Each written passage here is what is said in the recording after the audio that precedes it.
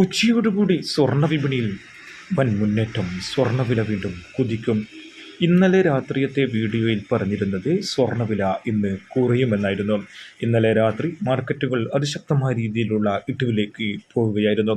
എന്നാൽ ഇന്നലെ രാത്രി വൈകി ഹമാസ് നേതാവ് ഇസ്മായിൽ ഹനിയ കൊല്ലപ്പെട്ടു എന്ന വാർത്ത വന്നതോടുകൂടി സ്വർണ്ണ വിപണി വീണ്ടും അതിശക്തമായ രീതിയിലുള്ള മുന്നേറ്റം തുടരുകയായിരുന്നു.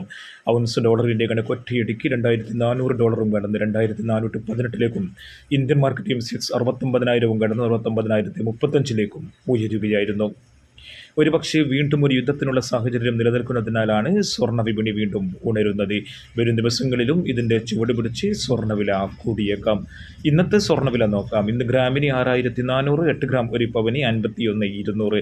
സ്വർണ്ണവില ഇന്ന് മാത്രം ഒരു പവന് 640 രൂപയുടെ കൂടുതലാണ് സംഭവിച്ചത്. അതേസമയം 24K തങ്കം വിലയിലും അതിശക്തമായ രീതിയിലുള്ള മുന്നേറ്റം തുടരുകയാണ്.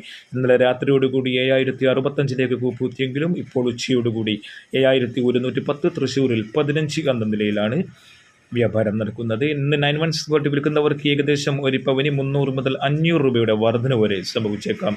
വെള്ളി വിലയും ഉയർന്നു. ഗ്രാമിന് 90-ലും 10 ഗ്രാമിന് 900-ലും എത്തി നിൽക്കുകയാണ്.